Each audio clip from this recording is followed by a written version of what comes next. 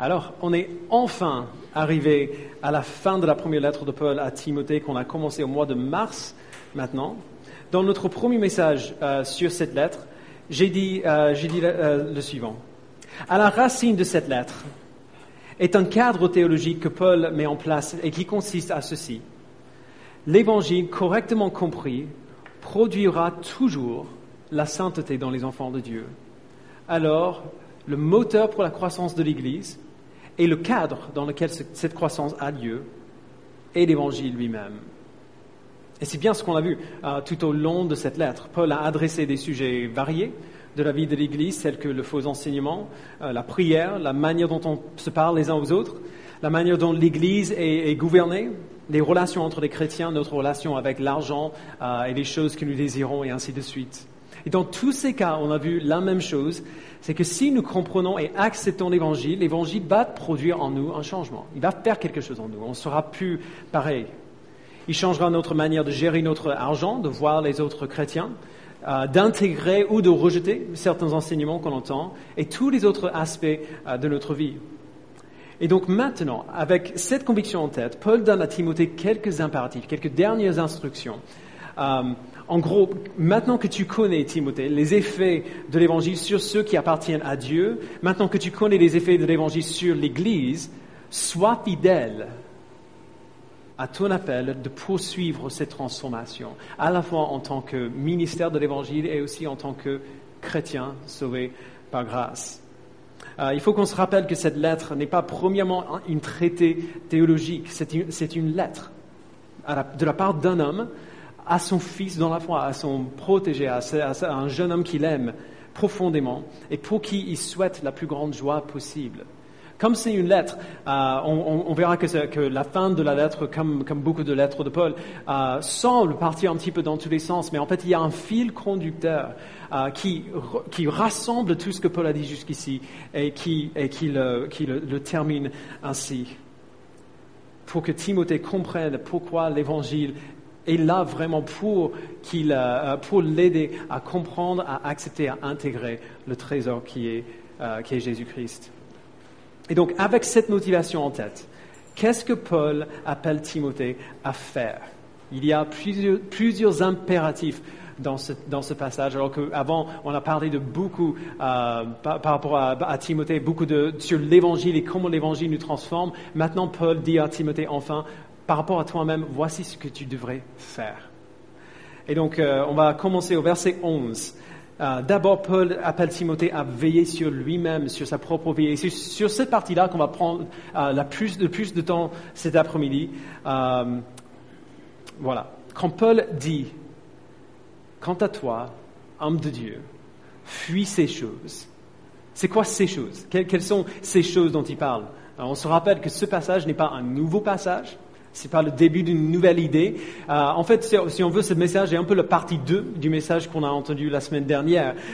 C'est la suite de ce que Paul a dit à ce moment-là. Et donc, quand il dit « fuis ces choses », il parle des choses qu'il a mentionnées juste avant, qu'on a vu dimanche dernier. Et donc, on se rappelle, il y a des gens dans l'église de Timothée, l'église d'Éphèse, qui rejettent le vrai évangile pour un évangile qu'ils ont un peu bricolé à leur sauce. Et dans le texte qui a précédé celui-ci, Paul a dit à Timothée ce qui motive ces faux enseignants. L'amour de l'argent, la soif des controverses, la division dans l'église, les désirs pour les choses qui ne sont pas finalement satisfaisantes. Et c'est justement ça l'idée. Paul a dit que ceux qui rejettent l'évangile désirent tous quelque chose. Ils désirent l'approbation ou la sécurité ou le confort, comme nous tous. Et que Timothée doit fuir ces choses-là, pas parce que les choses sont mauvaises en soi, mais parce qu'elles ne peuvent pas satisfaire. Donc quand il dit « fuis ces choses », il ne dit pas « ne désire plus la sécurité ». Ne désire plus le confort, mais fuis ces choses-là, évite d'essayer de trouver ta satisfaction dans les choses que ceux qui rejettent l'Évangile cherchent parce que ces choses-là ne peuvent pas satisfaire. Comme il a dit au verset 7 déjà, nous n'avons rien apporté dans le monde et il est évident que nous ne pouvons rien en emporter. Alors l'homme de Dieu ne devrait pas chercher ces choses qui ne dureront pas, mais devrait chercher plutôt la piété en se contentant de ce qu'il a. Il a dit au verset 6. Une personne qui est pieuse, qui connaît Dieu, qui aime Dieu, connaît Dieu pour qui il est et se satisfait en Dieu. Cette personne trouve son confort, trouve son approbation, trouve sa sécurité en Dieu lui-même. Et donc, cette personne peut se contenter. Elle n'a pas besoin de chercher sa satisfaction ailleurs. Et donc, du coup, Paul, quand il dit « Toi, homme de Dieu, fuis ces choses », tout seul, ce ne serait pas très utile. S'il s'arrêtait là, fuis ces choses-là, et puis après. Heureusement, il ne s'arrête pas là. Il dit de fuir des choses qui ne peuvent pas satisfaire, et puis il dit ensuite ce qui convient de chercher. Donc, verset 11 encore. « Quant à toi, homme de Dieu, fuis ces choses et recherche la justice, la piété, la foi, l'amour, la persévérance, la douceur. » Timothée doit rechercher la justice. La justice, c'est le caractère de Christ. C'est aimer les choses qu'il aime et détester les choses qu'il déteste. Il doit rechercher la piété. La piété, comme on a vu la semaine dernière, c'est l'amour pour Dieu et la crainte de Dieu. Il doit rechercher l'amour pour Dieu et l'amour pour les autres. Il doit rechercher la persévérance. La persévérance, c'est la persistance et la fidélité dans l'obéissance au commandement de Dieu. Et il doit rechercher la douceur. Il est entouré d'adversaires, Timothée, et il devrait répondre à ses adversaires avec douceur plutôt qu'avec colère. Alors, quand on le lit comme ça, si vous êtes un peu comme moi, de manière naturelle, essayez d'oublier tout ce que vous avez déjà entendu par rapport à la Bible. Quand on lit la liste juste comme ça, elle n'est pas super attirante. On est d'accord? On préférait plutôt avoir les choses que ces autres personnes qui rejettent l'Évangile cherchent. Le gain matériel, la richesse, c'est quand même un peu plus naturellement attirante que la persévérance. Ou que la justice, ou même l'amour, ou la douceur. Ce sont des choses qui sont bonnes si on connaît pourquoi elles sont bonnes. Mais si on ne sait pas, on aurait un peu de mal à voir pourquoi cette liste est attirante. Mais chaque chose dans cette liste contribue à la fois à la gloire de Dieu et à la joie de Timothée. Et Timothée le sait très bien. La justice rend gloire à Dieu et nous rend heureux parce que nous sommes créés pour être comme lui, pour être justes comme lui, pour aimer les choses qu'il aime, pour détester les choses qu'il déteste, pour ressembler à Jésus. La piété rend gloire à Dieu et nous rend heureux parce que nous aurons, si nous aimons Dieu et nous avons la crainte de Dieu, nous aurons pour toute l'éternité nos yeux et nos cœurs fixés sur l'objet ultime de notre joie, Dieu lui-même. La foi aussi, nous connaissons qui est notre Dieu parce que nous avons vu qui il a été pour nous dans le passé. Nous connaissons qui est notre Dieu et quel type de Dieu il est. Nous avons vu qu'il a toujours été fidèle dans le passé et donc nous avons la confiance et l'assurance qu'il va continuer à être fidèle dans l'avenir. L'amour aussi. Si nous savons combien Dieu nous a aimés et comment il a manifesté son amour envers nous en Jésus-Christ, notre réponse naturelle va être un amour pour Dieu. Ce n'est pas difficile d'aimer quelqu'un qui fait quelque chose d'extraordinaire pour toi. D'autant moins quelqu'un qui a fait la chose la plus extraordinaire qui a jamais été faite par n'importe quel autre être. Et si nous savons comment il nous a aimés, cela va faire naître en nous aussi un amour pour les autres qui ne méritent pas plus que nous, mais qui méritent tout autant que nous. La persévérance aussi, car plus on persévère et plus on voit la preuve de son œuvre dans nos vies. Plus on persévère et plus on voit le changement qui produit en nous qu'on ne pourrait jamais voir si nous ne mettions pas à la preuve et si on n'était pas persévérant à travers cette épreuve-là. Et finalement, la douceur.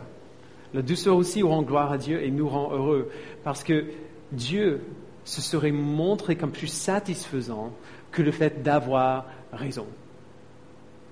En fait, si nous avons Jésus, il est plus satisfaisant que d'avoir le dernier mot, que d'avoir raison, que de voir nos adversaires se tromper ou se faire piéger.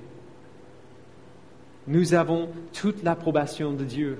Alors nous n'avons pas besoin d'avoir raison aux yeux des hommes, nous n'avons pas besoin d'avoir le dernier mot. Il y a une paix qui vient avec la douceur. Il y a du repos dans la douceur.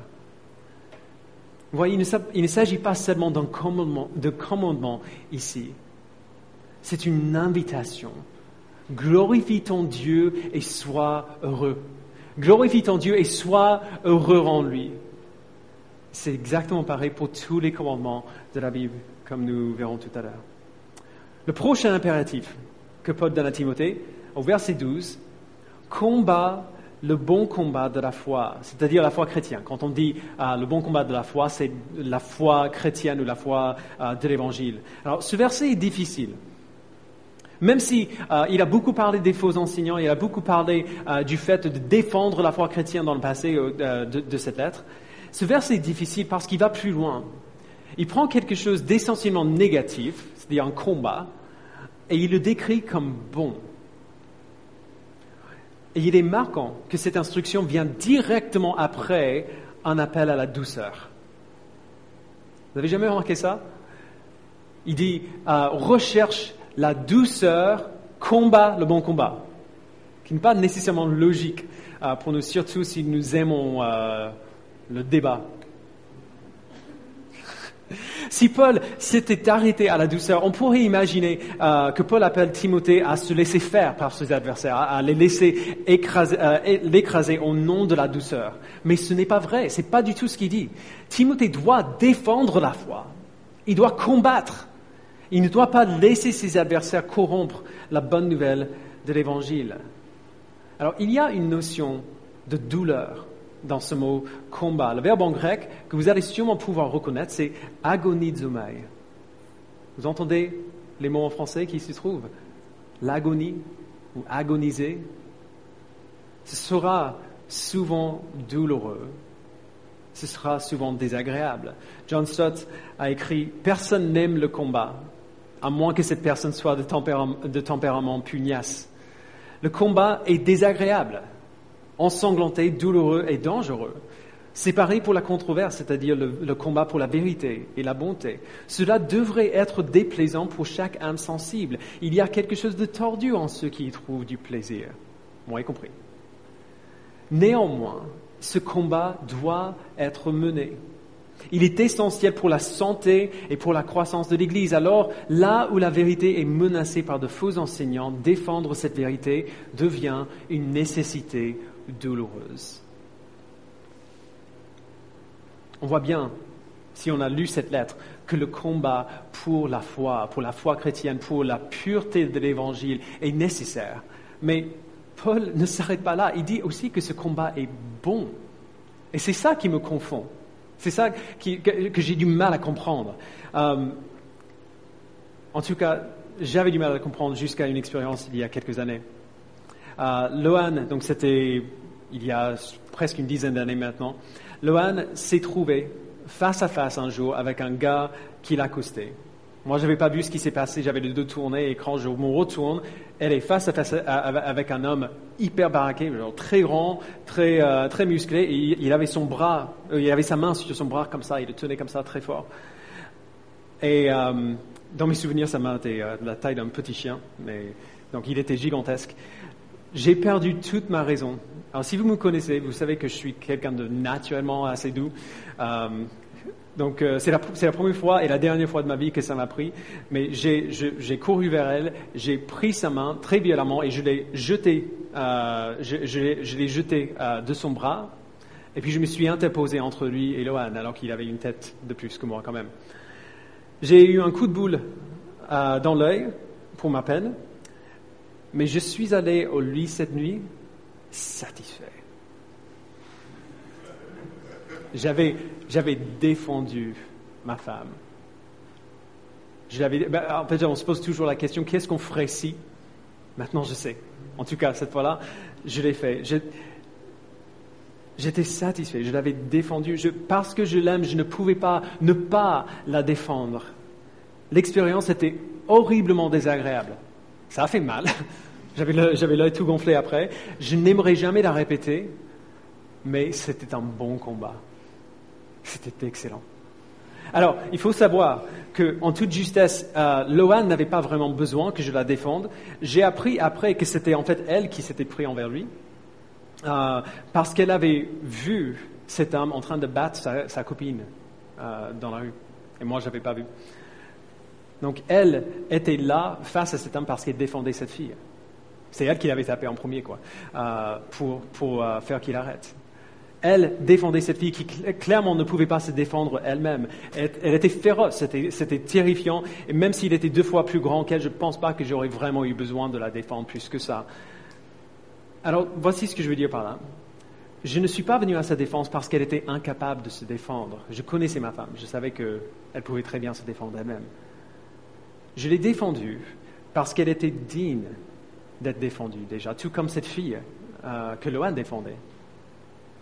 Je l'ai défendue parce qu'elle était digne d'être défendue et parce que je l'aime, tout simplement. Ce n'était pas difficile de défendre ma femme que j'aime. Lorsque nous sommes appelés à combattre le bon combat de la foi, à défendre l'Évangile, ce n'est pas parce que Dieu a besoin qu'on le défende. Dieu est capable de se défendre lui-même. Si on lit la Bible, on sait bien que c'est vrai. Il n'a pas peur de l'hérésie. Il n'a pas peur des erreurs théologiques ou doctrinales. Il n'a pas peur des faux enseignements. On est appelé à combattre le bon combat de la foi, à défendre l'Évangile, parce que l'Évangile est digne d'être défendu et parce que nous aimons l'Évangile. L'Évangile, c'est ce que Dieu a utilisé pour nous sauver, c'est ce qu'il utilise encore pour nous transformer. L'Évangile, c'est la nouvelle la plus précieuse qui existe. Alors nous ne pouvons pas rester silencieux lorsque quelqu'un d'autre le dénigre en racontant des mensonges à son propos. Notre amour pour Dieu et pour son Évangile nous pousse à le défendre. Lorsque ceux qui se disent chrétiens essaient d'attirer les gens de la foi que nous aimons, nous sommes appelés et nous sommes motivés à défendre cette foi, à réfuter leurs arguments, à montrer pourquoi leurs propos sont pécheurs et indignes. C'est désagréable à chaque fois, sans cesse. Mais c'est un bon combat. C'est un bon combat. Ensuite, deuxième moitié du verset 12. Il dit « Saisis la vie éternelle. C'est à elle que tu as été appelé et c'est pour elle que tu as fait une belle profession de foi en présence d'un grand nombre de témoins. » Alors, encore une fois, on voit une tension ici qu'on a vue depuis le début de cette lettre et dont certaines personnes ont posé la question tout au long de cette série. La vie éternelle est un don, oui, d'accord ? Elle nous a été donnée. Le salaire du péché, c'est la mort, mais la vie éternelle, le don gratuit de Dieu. Non seulement c'est un don, mais c'est assuré. La vie éternelle nous est assurée. La Bible contient une multitude de promesses que si Dieu nous a sauvés, si Dieu nous a donné la foi, il nous gardera jusqu'à la fin. Nous avons une multitude de promesses que la vie éternelle est assurée pour ceux qui ont la foi en Christ et que ces personnes-là, ces enfants ne quitteront pas définitivement la foi qu'il leur a donnée. Du coup, si la vie éternelle est un don, pourquoi est-ce que Timothée doit le saisir? Pourquoi est-ce qu'il ne peut pas simplement dire « Merci Seigneur, j'ai la vie éternelle » ? Pourquoi est-ce qu'il a besoin de la saisir? C'est cette tension qu'on voit tout le long. L'Évangile nous transforme. Alors du coup, pourquoi est-ce que nous avons besoin de faire des choses, d'obéir à des commandements, si l'Évangile le fait en nous? Pourquoi Timothée doit-il saisir la vie éternelle s'il l'a déjà? Ce qui est en question ici n'est pas l'assurance de sa vie éternelle. Ce n'est pas saisis ta vie éternelle, sinon on ne sait pas ce qui se passerait. Non, ce qui est plutôt en question ici, c'est la qualité et l'impact immédiat de sa vie éternelle. Il y a une scène magnifique vers la fin du film quand Harry rencontre Sally. Quelques personnes qui ont vu ce film-là? Il est excellent. C'est un film américain. Il faut regarder en anglais, pas en français. La traduction est horrible, mais bref. Un film formidable. Harry, donc c'est deux amis qui tombent amoureux l'un de l'autre et qui ont une grande dispute vers la fin du film. Et à la fin, Harry vient vers Sally le jour de l'an pour lui dire combien il l'aime, pour confesser son amour pour elle. Alors elle, évidemment, vu ce qui s'est passé, elle a des doutes. Elle dit qu'elle vient vers lui parce qu'il se sent seul, parce que c'est le jour de l'an, il a envie de pouvoir embrasser quelqu'un d'autre le jour de l'an, et ainsi de suite. Et il dit que c'est faux. Il dit, donc je cite, il dit, la raison pour laquelle je suis venu ici ce soir, c'est parce que quand tu réalises que tu veux passer le reste de ta vie avec quelqu'un, tu veux que le reste de ta vie commence dès que possible. Combien de chrétiens se contentent de l'idée de la vie éternelle quelque part dans l'avenir, un de ces jours, une fois que je serai mort, après ma mort, et ainsi de suite, et ne font aucun effort pour saisir la joie de cette vie éternelle maintenant, dans le présent, dès que possible. La Bible ne l'appelle pas la vie après la mort. La Bible ne dit pas, si vous avez la foi en Christ, vous aurez la vie après la mort. Non, elle appelle ça la vie éternelle. Il y a évidemment une notion d'après, mais il n'y a aucune notion d'absence de cette vie éternelle dans le présent. Tout au contraire. Tous les bienfaits dans lesquels tu te réjouiras pendant l'éternité sont à toi aujourd'hui. Tu as l'assurance de ton avenir avec Christ et c'est très bien, c'est merveilleux. Mais la vie éternelle n'est pas une réalité future seulement, c'est une réalité présente qui commence maintenant, ou qui a commencé le jour où tu as eu la foi en Christ. Bien sûr, parfois on ne dirait pas. On ne dirait pas que c'est le cas, que nous avons tous les bienfaits de notre vie avec Christ, de notre union avec Christ aujourd'hui. Et c'est parce que nous ne sommes pas encore au paradis. Il y a évidemment des étapes à franchir avant de voir toute la plénitude de cette vie éternelle. Mais ce n'est pas comme si tout nous est caché. Alors Paul dit à Timothée, saisis la vie éternelle. N'attends pas ta mort pour commencer à vivre cette vie éternelle. Elle est à toi maintenant, saisis-la. Tu as parlé aux autres de cette vie, tu as prêché sur cette vie. C'est pour elle, il dit, que tu as fait une belle profession de foi en présence d'un grand nombre de témoins. Alors que ce ne soit pas quelque chose que tu dis seulement. Poursuis Jésus aujourd'hui, aime Jésus aujourd'hui, commence ta vie éternelle aujourd'hui. Saisis la vie éternelle. Alors maintenant, après avoir donné ces instructions personnelles à Timothée par rapport à lui-même, il passe de sa vie personnelle à son ministère en lui ordonnant de garder le commandement qu'il a reçu. Verset 13. Devant Dieu qui donne vie à toutes choses et devant Jésus-Christ qui a rendu témoignage par sa belle déclaration face à Ponce Pilate, je t'ordonne de garder le commandement reçu en vivant sans tache et sans reproche. Donc, le commandement reçu dont il parle là, c'est tout ce que Paul a ordonné à Timothée jusqu'ici et ce qu'il aurait pu lui dire en face à face avant même ça. On voit le commandement d'exhorter l'Église à prier dans le chapitre 2, de structurer l'Église comme Dieu a prévu, chapitre 3, de s'exercer à la piété, chapitre 4, verset 7, d'ordonner et d'enseigner ces choses avec confiance malgré sa jeunesse, chapitre 4, versets 11 et 12, de montrer l'exemple aux croyants, encore le verset 12, de se garder lui-même et de garder l'enseignement pur. Chapitre 4, verset 16, entre autres. Donc c'est un appel qui est lourd. Mais avec cet appel vient une promesse. Et ce que Paul dit est tellement glorieux qu'il se lance dans une doxologie précipitée. Il dit, je t'ordonne de garder le commandement reçu en vivant sans tache et sans reproche jusqu'à l'apparition de notre Seigneur Jésus-Christ. Verset 15, cette apparition, le bienheureux et seul souverain, le roi des rois et le Seigneur des seigneurs, la révélera au moment voulu. Il est le seul à posséder l'immortalité, lui qui habite une lumière inaccessible et qu'aucun homme n'a vu ni ne peut voir. À lui soit l'honneur et la puissance éternelle. Amen. Vous avez déjà fait un trajet qui te semblait long afin d'arriver à ton resto préféré pour manger le repas dont tu rêves depuis des jours?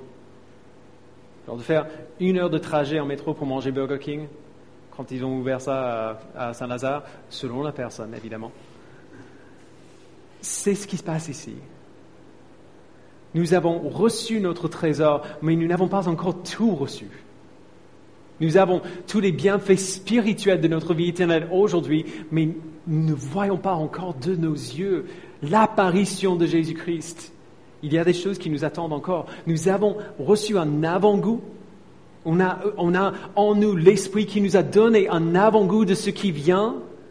Et donc, avec cet avant-goût encore dans la bouche, nous poursuivons notre trajet en anticipation du jour où nous recevrons la plénitude de ce trésor, Jésus-Christ. On persévère jusqu'à l'apparition de notre Seigneur, Jésus-Christ, que le seul souverain, le roi des rois et le Seigneur des seigneurs révélera au moment voulu. Il donne à Timothée une grande responsabilité dans cette lettre, mais avec la responsabilité vient la promesse. Ce Dieu souverain, ce roi des rois, va bâtir son Église. Il va accomplir sa volonté en toi et dans les gens qui sont dans ton Église. Il va faire sa volonté et rassembler tous ses enfants un jour chez lui, afin de les accueillir à son grand festin. Alors ensuite, après avoir parlé de comment Timothée doit garder le commandement de l'Évangile, il lui dit de garder l'Église. Et c'est une sorte de parenthèse qu'il fait ici pour rappeler à Timothée sa responsabilité envers l'Église en tout. Et plutôt que de revenir sur tout ce qu'il a dit dans cette lettre, il reste dans le contexte qu'il a établi la semaine dernière. Et il s'en sert d'exemple, le contexte de la richesse. Verset 17. « Aux riches de ce monde, ordonne de ne pas être orgueilleux et de ne pas mettre leur espérance dans des richesses incertaines. » Donc il lui rappelle la futilité de la richesse matérielle, comme on a vu dimanche dernier, de combien elle ne peut pas satisfaire. Et du coup, il met cela en contraste avec ce que les gens devraient poursuivre, un peu comme il a fait avec Timothée avant. Il dit, ordonne aux riches de ne pas mettre leur espérance dans des richesses incertaines, mais dans le Dieu vivant, qui nous donne tout avec abondance pour que nous nous en jouissions. Ordonne-leur de faire le bien, d'être riches en belles œuvres, de se montrer généreux, prêts à partager. Ils s'assureront ainsi, en guise de trésor, de bonnes fondations pour l'avenir, afin de saisir la vie éternelle. On a bien vu, ces gens qui cherchent la richesse matérielle cherchent un trésor qu'ils ne recevront jamais. Ces gens qui cherchent leur approbation, leur épanouissement, leur confort, leur sécurité ailleurs, cherchent un trésor qu'ils ne recevront jamais. Ils vont recevoir peut-être une sorte de petit trésor en plastique qui va durer quelque temps, mais qui va décevoir un de ces jours. Ils poursuivent quelque chose qui va nécessairement les décevoir. Mais si leur trésor est Dieu lui-même, si leur trésor se trouve vraiment en lui, le Dieu vivant, alors du coup, ils sont libres avec la richesse qu'ils ont. Ce n'est pas pour autant qu'ils n'auront plus de richesse. Ce n'est pas pour autant qu'ils vont perdre tout ce qu'ils ont. Mais ils seront libres avec ce qu'ils ont. Ils seront libres de ne pas tout garder pour eux-mêmes, mais d'être généreux avec ce qu'ils ont. Ils pourront donner la richesse qu'ils ont par la richesse qu'ils ont, c'est un don. Et ils le savent. Et puisque leur trésor ne se trouve pas dans cette richesse-là, du coup, cette richesse n'a plus de pouvoir sur eux. Et c'est un bon exemple de tout ce que Paul a dit ici. Si les chrétiens comprennent et acceptent l'Évangile, ils seront transformés. Ils vont voir leur vie de manière différente, leur possession de manière différente, leurs relations de manière différente. Plutôt que d'être focalisés sur ce qu'ils n'ont pas, sur ce qu'ils veulent, ils vont pouvoir garder les yeux fixés sur ce qu'ils ont déjà reçu et ce qu'il leur est promis et ce qui va les satisfaire. Dernièrement, Paul donne encore cette exhortation, verset 20. « Cher Timothée, garde le dépôt qui t'a été confié. Évite les bavardages profanes et les objections de la pseudo-connaissance. En s'y engageant, certains se sont détournés de la foi. Que la grâce soit avec toi. Garde le dépôt qui t'a été confié. Ce mot dépôt, c'est un terme légal qui décrit quelque chose de valable qui est confié à quelqu'un d'autre pour qu'il en prenne soin, pour qu'il le protège et le garde. Dans ce cas, le dépôt de valeur en question, évidemment, c'est bien l'Évangile. C'est ça le trésor que Timothée doit garder. Et Timothée est appelé à le garder, à le protéger du mensonge et à ne pas en dévier lui-même, peu importe à quel point la connaissance de ces faux enseignants semble raisonnable. L'Évangile est infiniment plus précieux, infiniment plus raisonnable, infiniment plus durable que ces choses-là. Alors protège-le. Garde-le. C'est le trésor que tu as reçu, qui t'a été confié, alors chéris-le, comme le trésor qu'il est. Garde-le sain et sauf afin que lorsque tu le donnes aux autres, tu pourras leur donner cet évangile, ce trésor intact et sans tache, pour qu'ils connaissent la même joie d'avoir reçu ce même trésor. Alors évidemment, s'il y a une idée centrale à cette lettre, c'est que l'Évangile mène à un changement pratique et visible dans la vie de ceux qui le croient.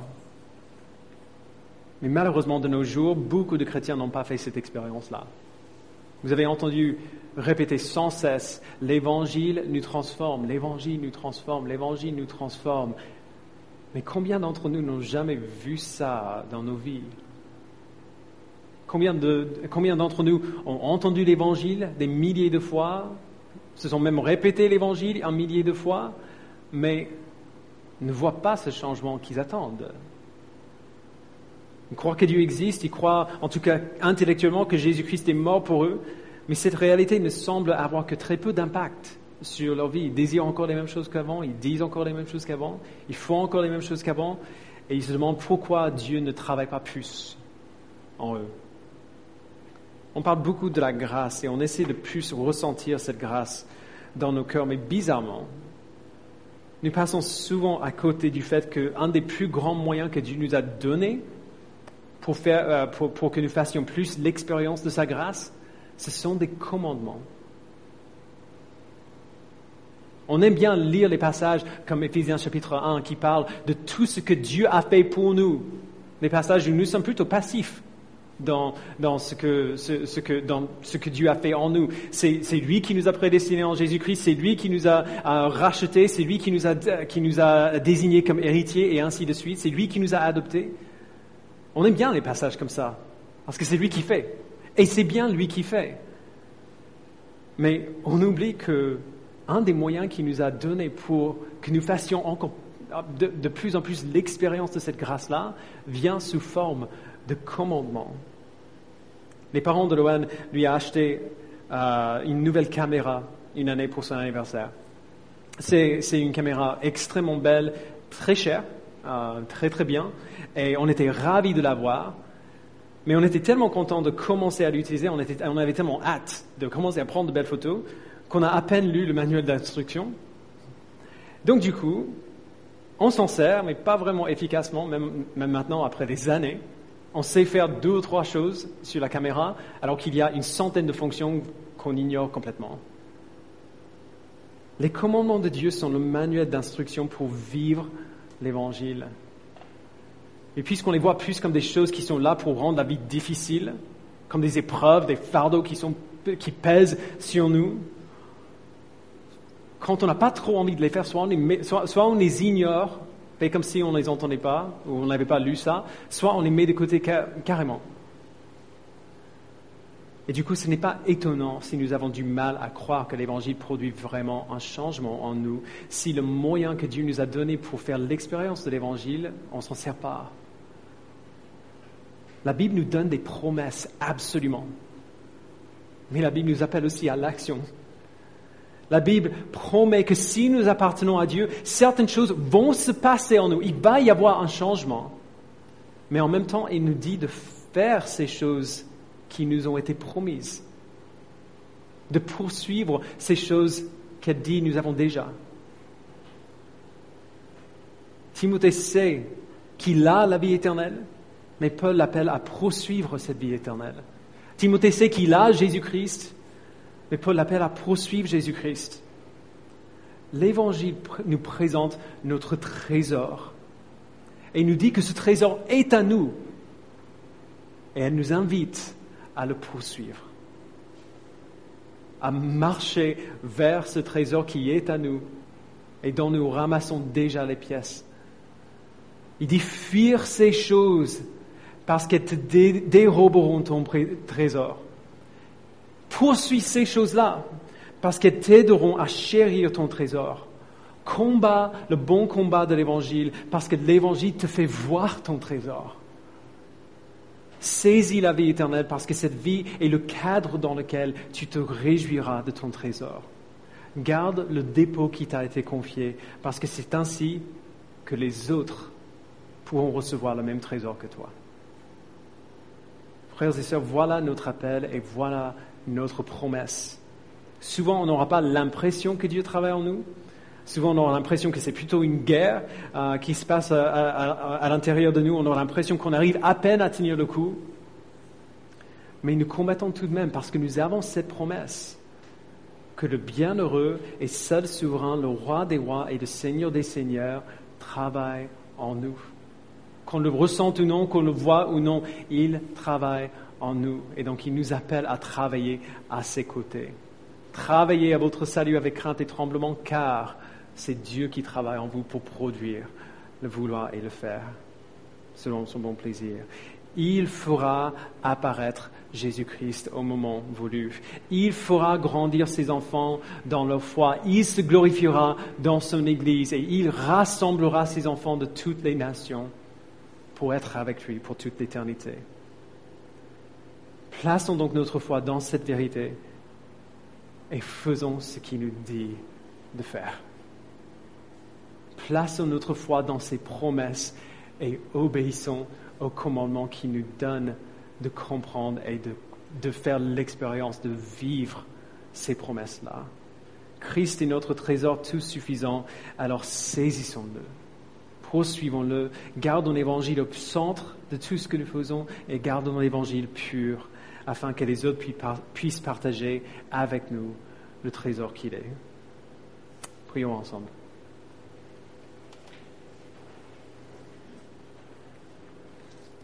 Père, nous te remercions d'avoir fait cette œuvre en nous. Nous te remercions, Père, d'avoir envoyé ton Fils qui a travaillé, qui a vécu une vie parfaite, qui a souffert une mort atroce et qui est ressuscité à la vie glorifiée et qui nous appelle maintenant à faire de même, à mourir à nous-mêmes et à vivre pour lui,